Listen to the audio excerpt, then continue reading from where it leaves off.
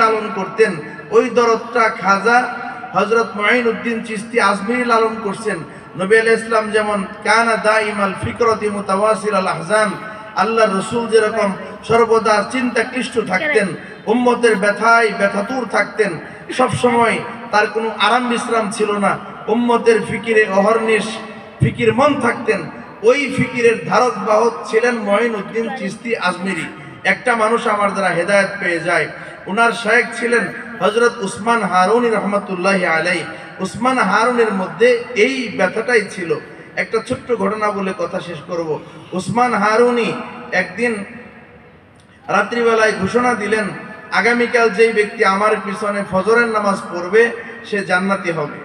আগামীকাল যেই ব্যক্তি আমার পিছনে ফজরের নামাজ পড়বে সে জান্নাতি হবে, তবে এই কথা যে অন্য কারো কাছে বলে দিবে সে জাহান্নামী হবে। কি একটা মুসিবতের কথা! ফজরের নামাজ পড়লে জান্নাতি, অন্য কারো কাছে বলে দিলে জাহান্নামী। ওই মজলিসে মুঈনুদ্দিন চিশতিও ছিলেন, আরো অন্যান্য অনুসারী ভক্তবৃন্দ মুরিদান তারাও ছিলেন। সবাই চিন্তা করলো আগামীকাল ফজরের নামাজ পড়তে হবে, চাচা আপনা পরাণ বাঁচা, কাউরে বলা যাবে না, বললে জাহান্নামী, চুপে চুপে এসে নামাজ পড়লে জান্নাতি। কেউ বলে নাই, সবাই যার যার মতো ঘরে চুপ করে বসে রয়েছে। একটা মানুষ সারা রাত পাপাইতে এক জায়গায় দাঁড়ায় নাই, ঘরে ঘরে বাড়ি বাড়ি পাড়ায় পাড়ায় গ্রামে গ্রামে এলাকায় এলাকায় ঘুরা ঘুরা বলছে, আমার শাইখের মতো মহান ব্যক্তি সে বলেছে আগামীকালের ফজরের নামাজ তার পিছনে যেই পড়বে সেই জান্নাতি। সুতরাং একটা রাত কষ্ট করতে হবে জান্নাত যদি পাইতে চাও।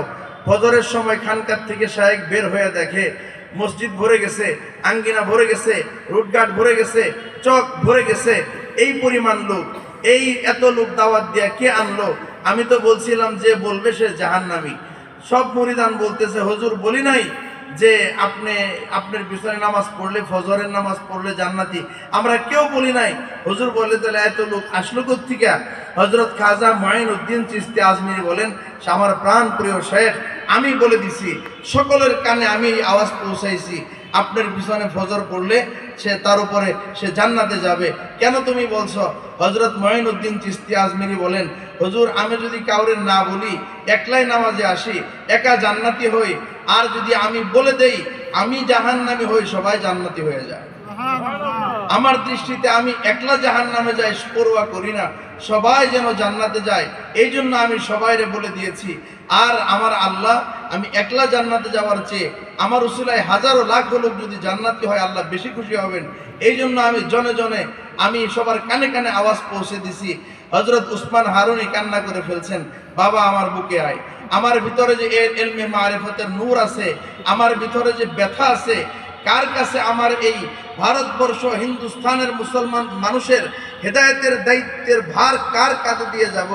একটা দ্বিধাদ্বন্দ্বে ছিলাম, কিন্তু আমি সেই যোগ্য উপযুক্ত মানুষ পেয়ে গেছি, উপযুক্ত হৃদয় পেয়ে গেছি, তুই আমার বুকে আয়।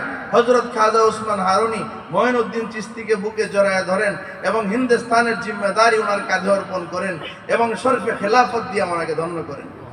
প্রিয় বন্ধু, আল্লাহ পাক আমাদের সকলকে